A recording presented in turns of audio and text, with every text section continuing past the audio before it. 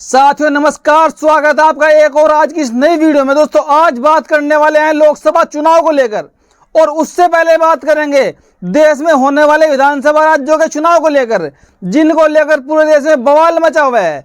दोस्तों आप जानते हैं कि देश में 5 राज्यों में विधानसभा चुनाव होने वाले हैं, और दोस्तों भाजपा की पतलून गीली हो गई है, क्योंकि भाजपा की हालत पूरी तरह पतली है 5 राज्यों के चुनाव को लेकर।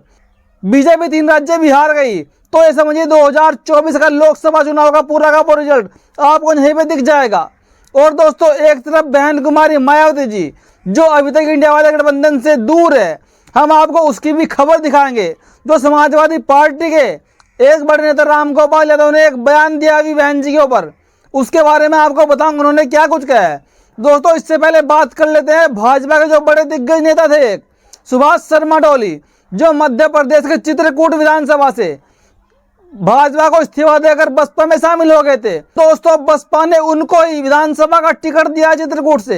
दोस्तों सुनने में आ रहा कि सुभाष शर्मा डोली भाजपा के बड़े ही दिग्गज नेताओं में से एक थे, जिन्होंने अपने सैकड़ों समर्थकों के साथ भाजपा का दामन थामा था, और बसपा ने अब उनको चित्रकूट विधानसभा से मध्य प्रदेश की विधानसभा का टिकट दिया है।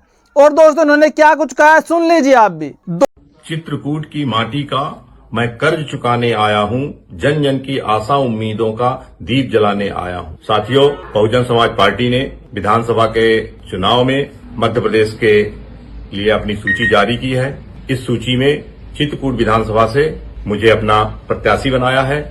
मैं बहुजन समाज पार्टी के शीर्ष नेतृत्व और बहन कुमारी मायावती जी के प्रति आभार व्यक्त करता हूं। चित्रकूट की धरती मेरा मान स्वाभिमान, मेरी जन्मभूमि, मेरी कर्म भूमि, मेरी धर्म भूमि है। दोस्तों आपने भी ये वीडियो देखा, जो सुभाष शर्मा डोली साफ साफ कह रहे थे कि हमने बसपा का दामन थाम के बसपा के लिए तन मन धन से काम करना है और बसपा को विजयी बनाना है। साथियों अब बात करते हैं समाजवादी पार्टी के उस नेता की, जो अक्सर बहन कुमारी मायावती के ऊपर बड़े बोले बयान देते रहते हैं। दोस्तों अभी हाल ही में उन्होंने एक बयान दिया है कि बहन कुमारी मायावती जी की इंडिया वाले गठबंधन से गुप्त बात हो चुकी है, यानी कि वो इंडिया गठबंधन में आने के लिए मुलाकात कर चुकी है। और दोस्तों इस खबर का जो ये खबर न्यूज 18 पर चली, इसका बहन कुमारी मायावती ने पुरजोर विरोध किया है, और साफ साफ मनुवादी मीडिया को, गोदी मीडिया को भी मुंह की खानी पड़ी है। बहन कुमारी मायावती ने क्या कुछ लिखा है सुनिए आप। सपा नेता रामगोपाल यादव के हवाले से बीएसपी के इंडिया गठबंधन में शामिल होने के लिए मुलाकात की न्यूज 18 चैनल पर प्रसारित खबर पूरी तरह से गलत है, बेबुनियाद व फेक न्यूज। बार बार ऐसी मनगढ़ंत खबरों से मीडिया अपनी इमेज खराब करने पर क्यों तुले है? कहीं ये सब किसी एजेंडे के तहत तो नहीं है? जी हाँ दोस्तों, बहन कुमारी मायावती ने मीडिया को साफ साफ ललकारा है, साफ साफ तड़ी दी है। जी हाँ, साफ साफ उसकी खटिया खड़ी कर दी है कि मीडिया अपने आप ही ऐसी खबरें चलाकर अपनी छवि खराब क्यों कर रहा है। दोस्तों आप जानते हैं कि पहले हमारे देश में गोदी मीडिया इतना बदनाम हो चुका है। हालांकि गोदी मीडिया के 14 पत्रकारों को इंडिया वाला गठबंधन दोस्तों पहले ही बैन कर चुका है, लेकिन दोस्तों उसके बाद भी गोदी मीडिया अपनी ऐसी हरकतों से बाज नहीं आ रहा है। और दोस्तों अभी आपने एक मुद्दा और देखा होगा, जो हमास और इजराइल का युद्ध चला हुआ है, गोदी मीडिया वहां तक पहुंच गया है हवा में उड़ के।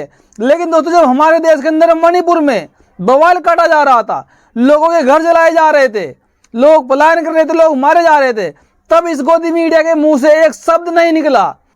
वहां पर एक पत्रकार ने जाकर भी ग्राउंड रिपोर्टिंग नहीं की, तब इन पत्रकारों के मुंह में दही जम गया था। लेकिन आज भारत में बैठे हुए गोदी मीडिया पूरे दिन हमास और इजरायली खबरें चली आ रही हैं, और ऐसे गोदी मीडिया पर लोगों ने तमाम तरह के कमेंट किए हैं, और इनको नीचा दिखाने के लिए कोई कसर नहीं छोड़ी।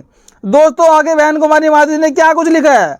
मीडिया द्वारा ऐसी अनगढ़ंत खबरों का सपा व उनके नेता द्वारा खंडन नहीं करना क्या यह संबंधित नहीं करता कि उस पार्टी की हालत यहाँ उत्तर प्रदेश में काफी बदहाल है, और वे भी उस घृणित राजनीति का हिस्सा हैं जो बीएसपी के खिलाफ लगातार सक्रिय हैं। ऐसी फेक खबरों से पार्टी के लोग सावधान रहे। जी हाँ, उन्होंने साफ साफ समाजवादी पार्टी पर भी निशाना साधा है कि समाजवादी पार्टी की हालत उत्तर प्रदेश में खस्ता हो चुकी है, उनकी हालत पतली हो गई है, अब वो भी दर दर भटक रहे हैं वोट पाने के लिए। और उन्होंने पार्टी के नेताओं को सावधान रहने की पूरी चेतावनी दी है कि आपको ऐसी खबरों से सावधान रहना है, और इन फेक खबरों का आपको खंडन भी करना है। दोस्तों एक तरफ बीजेपी की जो हालत राजस्थान में अगर देखी जाए, राजस्थान में बीजेपी की हालत इतनी पतली हो चुकी है कि बीजेपी के खुद नेता ही सड़कों पर आकर आंदोलन कर रहे हैं। अभी बीजेपी ने 40 प्रत्याशियों की लिस्ट जारी की थी राजस्थान में, और दोस्तों उस लिस्ट के अंदर जो भाजपा के बड़े दिग्गज नेता है, जैसे वसुंधरा राजे हो गई, विकास चौधरी हो गए, जब उन्होंने अपना नाम नहीं देखा तो उन्होंने बगावत छेड़ दी, और विकास चौधरी के समर्थक उन्होंने तो सड़क पर आकर, विकास चौधरी ने खुद बयान भी दे दिया, अगर बीजेपी टिकट नहीं देती है तो मैं चुनाव निर्दलीय लड़ूंगा। दोस्तों जी हाँ, बीजेपी की नाक में पूरी तरह दम कर रखा है। और दोस्तों एक तरफ वसुंधरा राजे जो विद्यानगर की सीट से चुनाव लड़ना चाहती थी, लेकिन उनकी जगह पर बीजेपी ने दिया कुमारी को टिकट दे दिया। दिया कुमारी भी महारानी, वसुंधरा राजे भी महारानी, दोस्तों जो बड़ी दिग्गज नेता रही है बीजेपी की, जिन्होंने बीजेपी को वहां पर खड़ा किया कहीं ना कहीं, आज बीजेपी ने उनका ही टिकट काट दिया। तो दोस्तों वसुंधरा राजे ने भी अपने शुरू बदल लिए हैं, अब वो भी बगावत की तैयारी पूरी तरह कर चुकी है। तो दोस्तों बीजेपी का भंडाफोड़ हो चुका है, बीजेपी के नेता खुद ही बीजेपी में दरार डालने का काम कर रहे हैं। अब देखा जाएगा कि मोदी जी क्या करने वाले हैं, और मोदी जी के जो गोदी मीडिया है वो कुछ क्या करने वाले हैं। और साथियों 2014 के चुनाव में, और साथियों 2014 के लोकसभा चुनाव में बीजेपी के आते ही केंद्र सरकार ने एक ऐसा बिल पास किया था जो लोग पार्टियों को चंदा देते हैं। दोस्तों एक चंदे का नाम रखा गया था चुनावी बॉन्ड, जो गुप्त दान के तरीके से होता है कि कोई भी इंसान पार्टी को आकर गुप्त दान कर सकता है, चाहे वो 1000 करोड़ों का दान हो, चाहे वो 100 रुपए का दान हो। अगर दान करता अपना नाम जिक्र नहीं करवाना चाहता तो वो लाखों करोड़ों रुपए का दान कर सकता है। और दोस्तों ऐसे ही दान का चंदा, और दोस्तों ऐसे ही जो बीजेपी के पास इतनी संपत्ति हो चुकी है, 6000 करोड़ की संपत्ति। दोस्तों आपको बता दूं, देश के अंदर सबसे अमीर पार्टी बीजेपी बन चुकी है। दोस्तों मैंने आपको बार बार बताया, जो कांग्रेस और बीजेपी है इनके पास जनाधार नहीं है, ये पैसे वाली पार्टी है, ये चुनाव जीतती है पैसे से। और देश के अंदर जो जनाधार वाली पार्टियां हैं वो सपा, बसपा, आरजेडी, जेडीएस, जो यहाँ के पिछड़ों की पार्टी, जो यहाँ के दलितों की पार्टी है, इनके पास दोस्तों वोट बैंक है, इनके पास जनाधार है। बाकी बीजेपी और आरएस के पास तो, बाकी बीजेपी और कांग्रेस के पास इतना जनाधार नहीं है, उनके पास सिर्फ पैसा है, वो पैसे से चुनाव लड़ती है दोस्तों।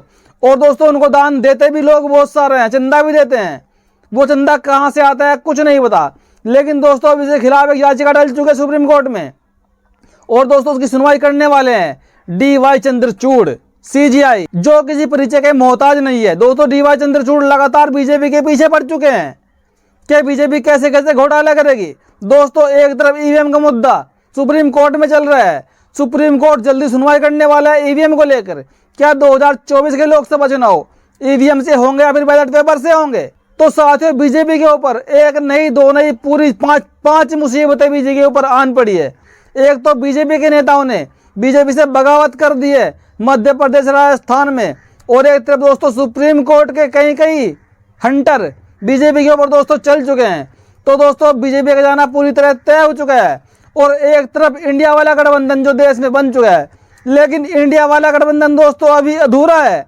हम आपको कई बार कह चुके हैं साथियों, RLD के नेता ने तो इतना कुछ कह दिया कि बिना मायावती के इंडिया वाला गठबंधन कभी भी जीत नहीं सकता। अगर इंडिया वाला गठबंधन में मायावती शामिल नहीं होती है तो बीजेपी 350 प्लस सीटों से जीतेगी 2024 का लोकसभा चुनाव। और अगर बहन कुमारी मायावती जी इंडिया वाले गठबंधन में आ जाती है तो फिर दोस्तों इंडिया वाला गठबंधन 350 सीटों से जीतेगा 2024 का लोकसभा चुनाव। अब सोचना होगा इंडिया वाले गठबंधन के नेताओं को कि उनको चुनाव हारना है, चुनाव जीतना है, क्योंकि दोस्तों बसपा का जो वोट बैंक है वो पूरे देश में है। किसी राज्य में 5%, तो किसी में 4%, तो किसी में 20%, तो किसी में 22%। खबर जो है रियलिटी है बसपा के वोट बैंक की, इसको दोस्तों कांग्रेस ही भली भांति जानती है, क्योंकि 2 चुनाव कांग्रेस लगातार हार चुकी है पहले ही लोकसभा के, और शायद अब नहीं लगता कि कांग्रेस इस मात्र एक वजह से ये चुनाव हारना चाहेगी लोकसभा का। तो दोस्तों अब देखना ये होगा कि बहन कुमारी मायावती जी इंडिया वाले गठबंधन में कब शामिल होती हैं। एक तरफ बीजेपी में लगातार दरार पड़ती जा रही है।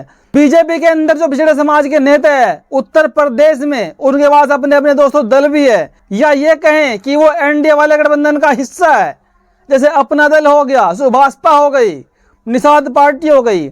इन तीनों पार्टियों के मुखियाओं ने, अनुप्रिया पटेल ने, ओम प्रकाश राजभर ने, संजय निषाद ने, तीनों ने बगावत शुरू कर दी उत्तर प्रदेश से दोस्तों, क्योंकि उनकी एक ही डिमांड है कि साहब आप भी देश के अंदर जातिगत जनगणना करवाइए, यहाँ के दलित पिछड़े आदिवासी मुसलमानों को उनका हक दीजिए।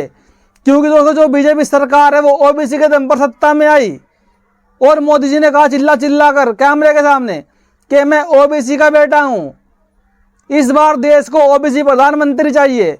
लेकिन उसी मोदी जी की जुबान आज ओबीसी के अधिकारों को लेकर नहीं खुल रही है, उस पर चुप्पी साध ली गई है।